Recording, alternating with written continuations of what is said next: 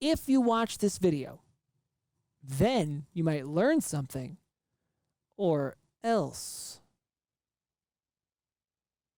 Like, what do I mean when I say else? Like, I don't even know. Like, what am I even going to do?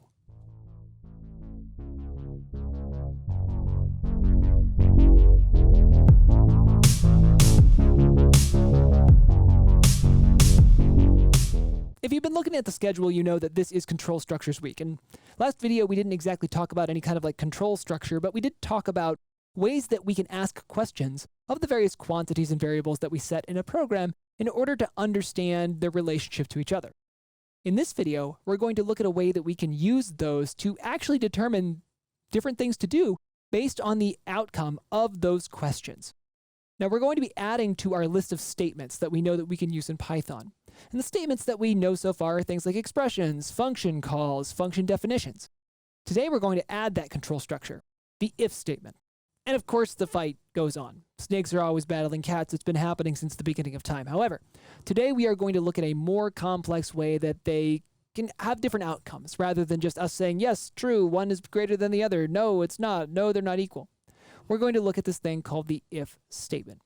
Now, the if statement responds to, again, a comparison between two variables to understand their relationship to each other. And based on whether a condition is true or not, we can make different decisions based on, again, understanding their relationship. And so here I've already got a simple program that's going to ask us to input some variables because I want to test whether or not my decision structure is actually working. So let's do the first thing. When we know that cats are clearly better than snakes, we know what happens. We say if, and this is how our if statement starts, with an if just like the def keyword. The if keyword pops in. Then we ask our question, if cats is greater than snakes, and a colon. Now, whenever we're using declarations or if statement definitions, whenever we see that word and what we're talking about, usually that means that we're going to see a colon. Now, if we see a colon, that also means that we are going to be in for talking about membership again. Because anything that appears below this if statement indented from the margin means that it's part of the condition that when cats is greater than snakes, for example, the thing below is going to happen.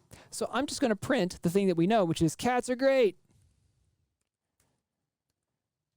So I can test this. If, in fact, I enter a value of cats that is greater than snakes, I should see cats are great. Let's find out. How many for snakes? 8. And, of course, cats, 9. And cats are great. But what happens when that's not true? Should we see cats are great? Looking at this so far, I haven't really said one way or the other, but if snakes is greater than cats, then our question isn't true. And the if statement should take no action. So I am going to test that out. I'm just going to see what happens here. Snakes gets 9, cats gets 8, and nothing happens, just like we would have predicted. However, we know that there's always the sort of converse. We talked about it a little bit a second ago. We know that snakes could, in fact, and has been in the past at times, greater than cats. So what happens when that's true? Well, if, in fact, snakes is greater than cats, we know that's really only one of two outcomes here. Either cats is greater than snakes or snakes is greater than cats. So we can say else. In any other case, which would be the snakes greater than cats, we can say something like print snakes 1. Oh no. And test that out. So I'm going to give my values 9 and 8 to snakes and cats and see what happens here. You can intuit what's going to happen at home. So 9, 8, I should see, I would hope, the second statement here. Snakes 1. Oh no. But in the case that cats is greater than snakes, we still get cats are great because we're assessing the outcome of what the relationship determination is there. If cats is not greater than snakes, then, well, in every other case, snakes must be greater than cats, so we should do the other thing. So we are allowed to change paths based on what the outcome is to our question. But there's a third way. There's another thing that could happen here that some of you at home are probably already thinking. Well, what happens if snakes and cats tied? Well, it's never happened in history until today. Before I got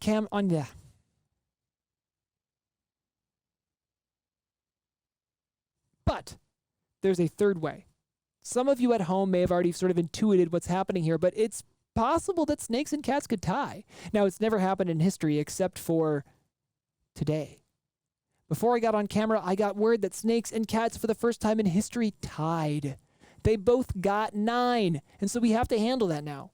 It's no longer snakes greater than cats, Cat's greater than But some of you at home may have already thought of a third thing that could happen. And it's never happened in history before until today. Before I got on camera, I got word that snakes and cats tied at 9. They both get 9, so they can tie. So how do we represent that? It looks like all we really can do is cats greater than snakes, snakes greater than cats. We can represent it. There's a third keyword that we want to introduce here called the elif or else if. So we have if cats greater than snakes, we want to ask else if it's true that snakes and cats are equal, something else happens. And what we can do is we can enter just below our first if clause here an elif going over to the left margin to indicate it's a new case. We can say elif snakes equals to cats and print, wow, first time in history. I want to be clear again here. Double equals is not an assignment. Up top, you see the only assignments that I have in my program. Snakes gets the integer value of the input, cats gets the integer value of its input. However, I have what's called a condition here, and all of these things are called conditions. I have a condition here to say that else if snakes is equal to cats, they're both equal, then I should do something else. So let's portray that. Let's look at what happened today. Today, snakes and cats both got 9. So what I should see is, wow, first time in history it happened. And it did. But is our if statement as rock solid as we thought it was? Let's test out. What happens if snakes wins? Snakes won. Oh no, but we know truly we all know that cats are greater than snakes. And so in the end, the cats will always win. But I want to be fair. So far in this course, I've only really used numbers to demonstrate, well, really all of our problems. However, we can also use comparisons on strings. And one way that we can do that is we can ask if two strings are equal to each other.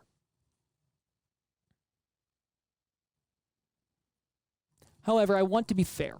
So far in this course, we've used numbers for pretty much everything, but we're going to start using strings a fair bit too. We could use strings in our comparisons to also find out if, in fact, a value of a string is equal to another. And in this case, we're going to use an example where we know the condition for the best cat. It's that the cat's name is Ulysses, of course. We're going to use an if statement to model that.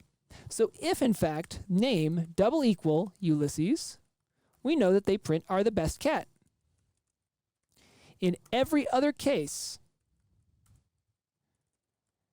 clearly, they're just clearly not the best cat.